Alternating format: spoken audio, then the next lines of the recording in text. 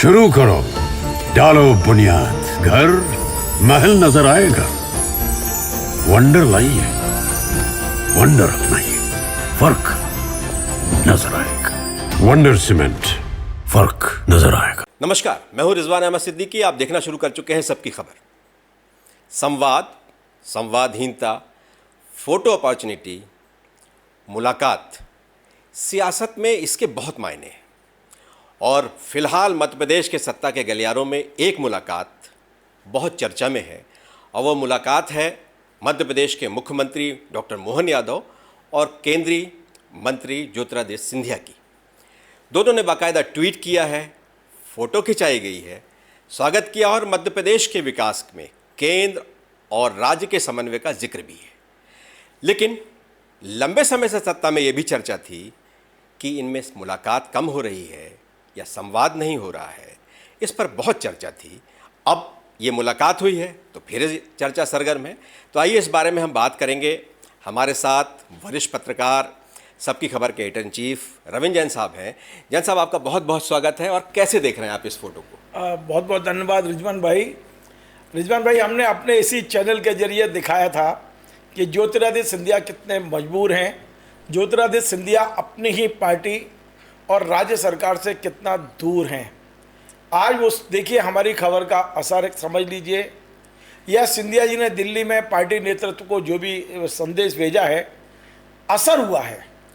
और असर ये हुआ है कि मध्य प्रदेश के मुख्यमंत्री डॉक्टर मोहन यादव खुद चल के सिंधिया जी के घर पहुंचे हैं और उनसे बात की है। ये अबोला 2-4 दिन का नहीं था। यदि आपको याद हो रिजवान भाई कि जब श्योपुर जिले के विजयपुर का चुनाव था, उपचुनाव, रामनिवास रावत जो ज्योतिरादित्य सिंधिया से के कट्टर विरोधी माने जाते थे कांग्रेस में, बाद में हो गए थे, पहले उनके समर्थक थे, सबसे नजदीक थे वो। सिंधिया जी को बगैर विश्वास में लिए वे बीजेपी में आए थे कांग्रेस से, और उन्हें उपचुनाव लड़ना था। सिंधिया जी उस चुनाव में नहीं गए थे। सिंधिया जी के समर्थक उस चुनाव में नहीं गए थे। तब से सिंधिया जी कहीं ना कहीं अलग थलग होते जा रहे थे, और मोहन यादव जी और उनकी मुलाकातें भी औपचारिकता रह गई थी। उन दोनों के बीच भी एक लंबी दूरी थी। लेकिन परसों ऐसा लगता है कि पार्टी नेतृत्व के निर्देश पर डॉक्टर मोहन यादव ने इन संबंधों पर पड़ी हुई धूल को झाड़ने का काम किया है। इन दो नेताओं के बीच में जो शीत युद्ध है वो संवाद में बदला है, ये बिल्कुल तय है।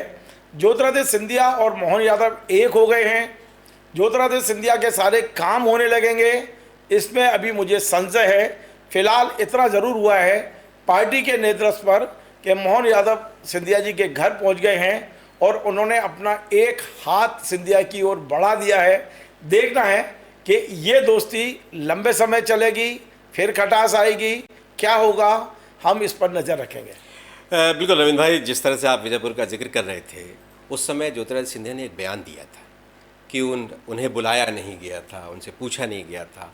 पार्टी संगठन की ओर से भी, संगठन जो यहाँ महामंत्री हैं, उन्होंने स्पष्ट कहा था कि उन्हें सूचना दी गई थी, उन्हें बुलाया गया था, और इसके बाद एक बर्फ़ सी जम गई थी रिश्तों में। अब बर्फ़ पिघली है, और ये पिघली है तो कितनी गर्मजोशी होगी ये तो वक्त बताएगा। लेकिन इतना तय है कि मुलाकात हुई है, और क्या बात हुई है, नेता क्या बात हुई है, किस तरह की हुई है, ये तो नेता नहीं बताते।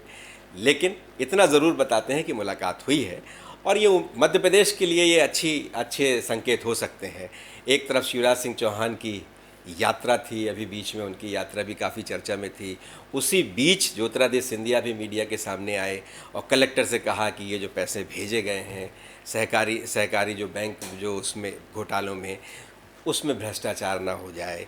और विधायक और सिंधिया दोनों ने मिलकर भी इस तरह की बातचीत की थी। तो लगता था कि मध्य प्रदेश में कुछ खिचड़ी पक रही है, सब ठीक नहीं है। वैसे भी चंबल की राजनीति बहुत अलग तरह की है, वहाँ 3 दिग्गज नेता यूं ही अभी सक्रिय हैं, और चंबल की राजनीति अलग है, और मुख्यमंत्री को इन सब के बीच में एक समन्वय बनाकर आगे बढ़ने की बहुत चुनौती रही है। तो आप कैसे देख रहे हैं, अब आगे क्या दिख रहा है इसमें? देखिए, मैं आपको बड़ा क्लियर बता दूं, ज्योतिरादित्य सिंधिया जी लगातार हंसी पे जा रहे थे।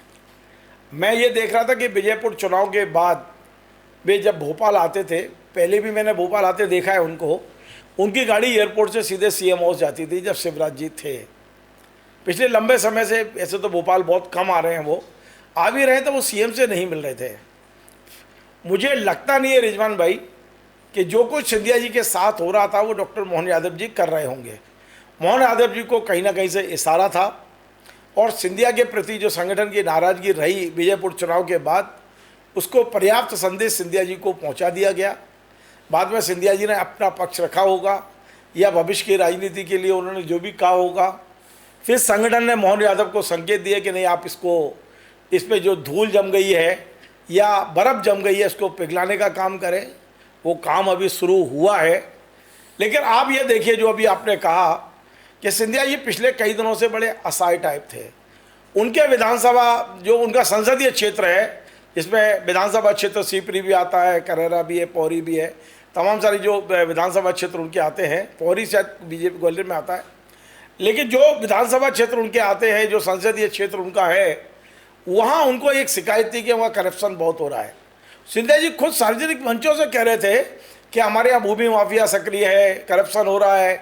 वे जो आपने अभी कहा कोऑपरेटिव बैंक में वहाँ जो लगभग 500 करोड़ रुपए का घोटाला हुआ है, उसकी प्रतिपूर्ति के लिए 50 करोड़ रुपए अभी गवर्नमेंट ने दिए हैं।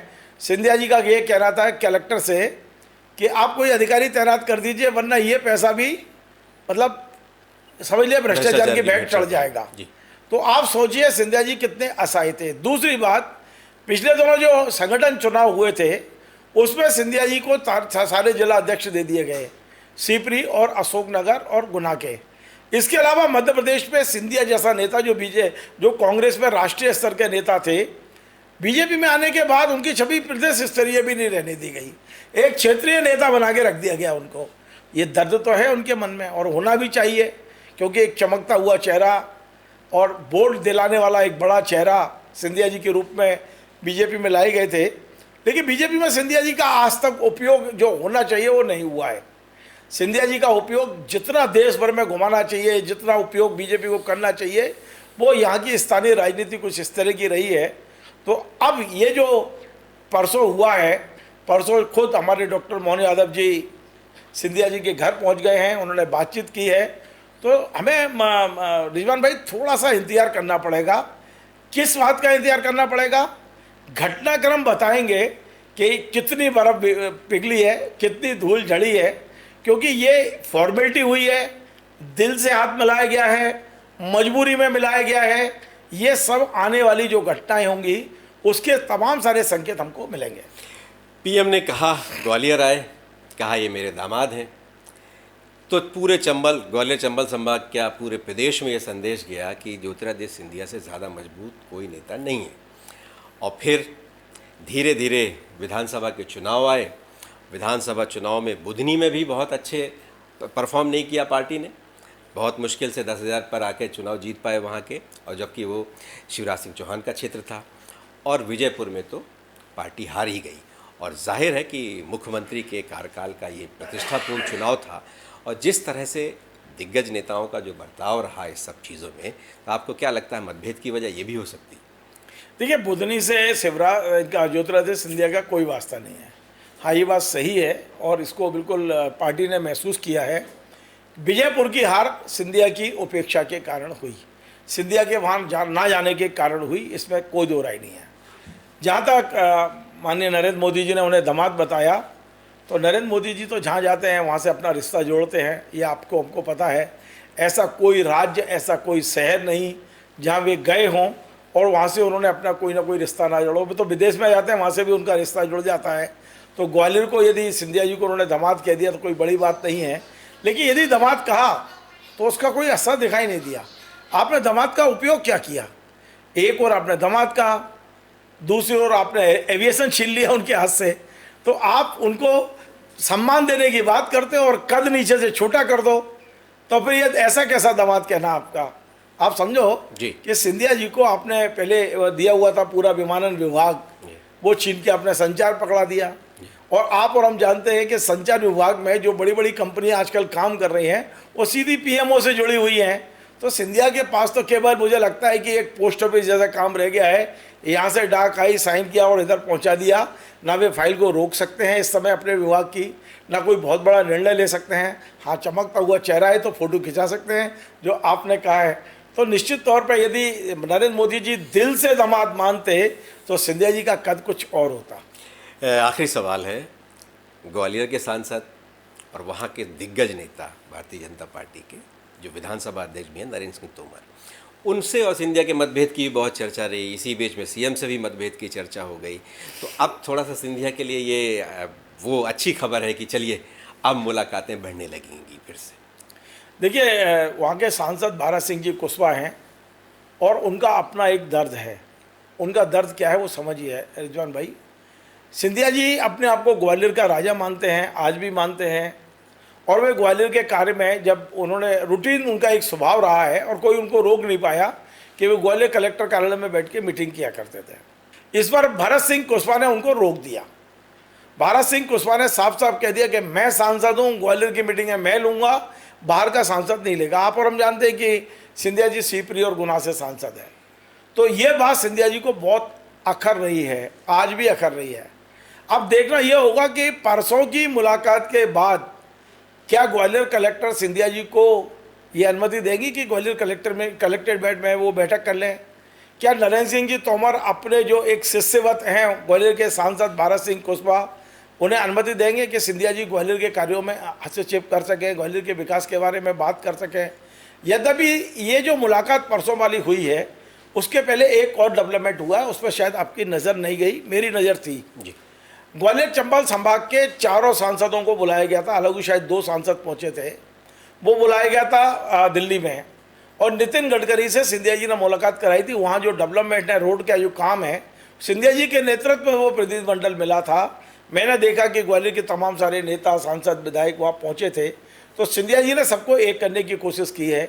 सिंधिया जी ने हाथ आगे बढ़ाया है दोस्ती का, और मुझे लगता है कि ग्वालियर के विकास को लेकर यदि एक होते हैं, नरेंद्र सिंह जी तोमर भी कोई अपवाद नहीं है।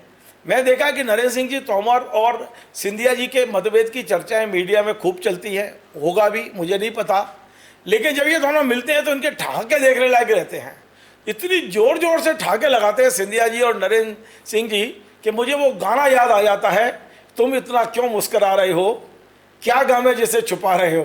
तो ये दोनों हंसते हैं, तो मुझे लगता है कि इन दोनों के अंदर जो गम है उसे ठहाकों से निकालने की कोशिश करते हैं।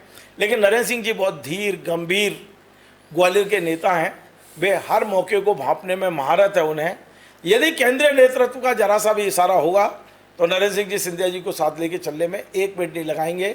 फिलहाल ये बात तय है, सिंधिया जी और नरेंद्र सिंह जी के संबंध बहुत अच्छे अभी नहीं हैं। धन्यवाद रविंद्र भाई। कलाकारों के लिए अभिनेता शब्द का इस्तेमाल होता है, ये नेता हैं तो ये तो उनसे भी बड़े वाले हैं, और राजनीति में जो भी लोग होते हैं, जो कुछ सामने होता कुछ है, दिखता कुछ है, कहते कुछ हैं, करते कुछ हैं, ऐसी बहुत तरह की चीज़ें हैं। लेकिन फिलहाल प्रदेश के लिए एक अच्छा संकेत है कि 2 बड़े नेताओं की मुलाकात हुई, और मुलाकात से कुछ न कुछ हल तो निकलते ही हैं। ग्वालियर चंबल संभाग में किसी ज़माने में ज्योतिरादित्य सिंधिया की तो तूती बोलती थी, सत्ता में गलियारे में सब कुछ उनकी मर्जी से होता था। लेकिन फ़िलहाल अभी वैसे माहौल नहीं है, लेकिन आने वाले वक्त में इन चीज़ों में सुधार हो सकता है, ऐसी उम्मीद की जाती है। और साथ ही ये भी है कि प्रधानमंत्री से भी मुख्यमंत्री उस दिन मिले थे, और इन सारी चर्चाओं के बीच सिंधिया से जो मुलाकात है वो सत्ता में गलियारे में बहुत चर्चित है। चलिए, आने वाले समय में इन नेताओं के बीच में भारतीय जनता पार्टी में इतनी गुटबाजियाँ नहीं होती थी, लेकिन कांग्रेस से बहुत से लोग आ गए, बहुत तरह की चीज़ें हैं, सत्ता के भी अपनी अलग तरह की प्रकृति होती है। इन सब चीज़ों की वजह से यहाँ भी सतह में गुटबाजियाँ दिखने लगी हैं। तो चलिए, इन गुटबाजियों में क्या कमी आएगी, क्या आने वाले वक्त में असर पड़ेगा इसका, और किसका इकबाल किस तरह से बना रहेगा, और वो महाराजा की तरह रहेंगे या फिर एक इतना बड़ा नेता जिसका पद भी बड़ा है, कद भी बड़ा है, वो अपने संसदीय क्षेत्र तक सीमित रहेंगे, या उनके प्रभाव का, उनकी योग्यता का अन्य जगह भी इस्तेमाल होगा, ये तो वक्त ही बताएगा। हमारे इस कार्यक्रम में बस इतना ही।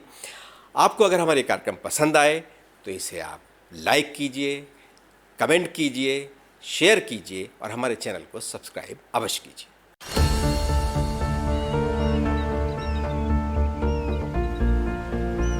जो बनकर मेरा हमसफर आएगा, सिर्फ उसी को फर्क नजर आएगा। शुरू करो, डालो बुनियाद, घर महल नजर आएगा, वंडर लाइए, वंडर नहीं, फर्क नजर आएगा। वंडर सीमेंट, फर्क नजर आएगा।